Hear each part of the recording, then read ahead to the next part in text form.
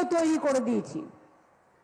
দুর্গেশ নন্দিনী মন্দির অনেকটা ক্ষতিগ্রস্ত হয়েছিল, দেবী চৌধুরানীর মন্দির।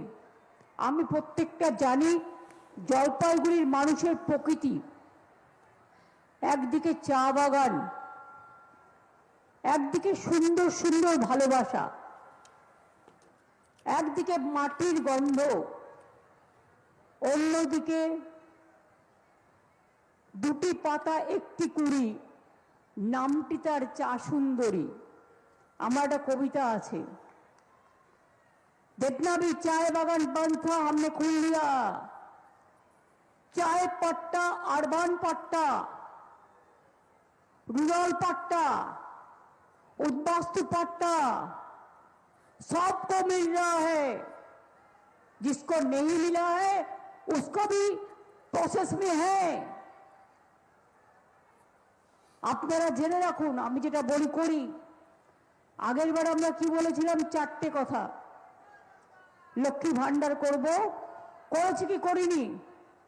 5 বছর পেয়েছেন। বলেছিলাম স্টুডেন্ট ক্রেডিট কার্ড করব, করেছি কি করিনি? বলেছিলাম বিনা পয়সায় রেশন আর স্বাস্থ্যসাথী মা বোনেরা পাবে, পেয়েছেন কি পাননি? এছাড়াও আমার লোকপ্রশাস শিল্পী থেকে শুরু করে, আমার ইমাম থেকে শুরু করে, মুয়াজ্জিম থেকে শুরু করে, পুরোহিত থেকে শুরু করে, কন্যাশ্রী থেকে শুরু করে, রূপশ্রী থেকে শুরু করে, শিক্ষাশ্রী থেকে শুরু করে, ঐক্যশ্রী থেকে শুরু করে, মেধাশ্রী থেকে শুরু করে, বলুন তো কি নেই? 105টা স্কিম আছে আমাদের।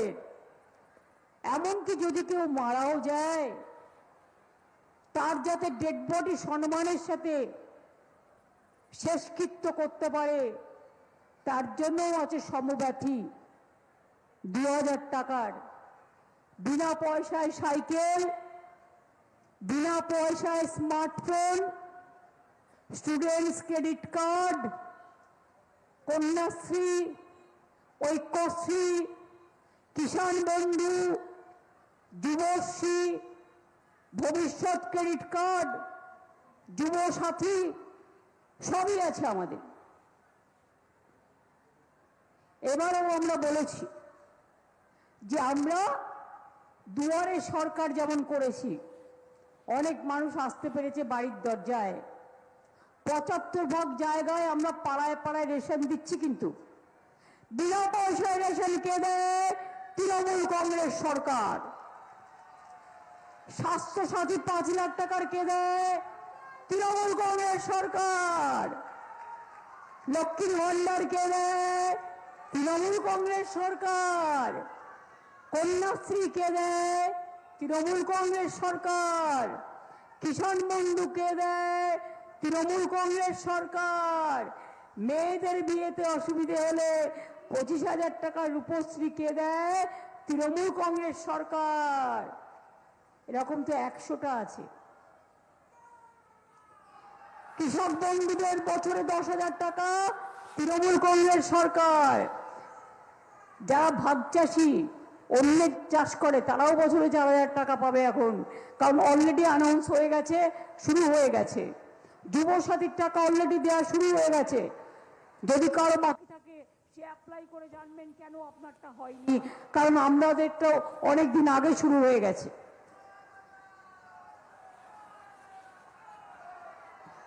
মা বোনেরা, এরপর আমরা যেটা করব, দুয়ারে স্বাস্থ্য।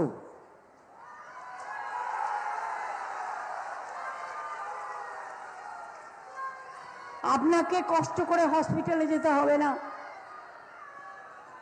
আপনার বাড়ির কাছেই ক্যাম্প হবে দুয়ারে সরকারের মতো, এবং দুয়ারে স্বাস্থ্যের মাধ্যমে আপনার চিকিৎসা হবে। আমি নিজে রাজ্যসভার এমপি কোটা থেকে প্রায় 200 আইসিইউ অ্যাম্বুলেন্স দিয়েছি, যাতে ডাক্তার নার্স থাকে, পরিষেবা দেয়, এবং আরো 600 অ্যাম্বুলেন্স করা আছে।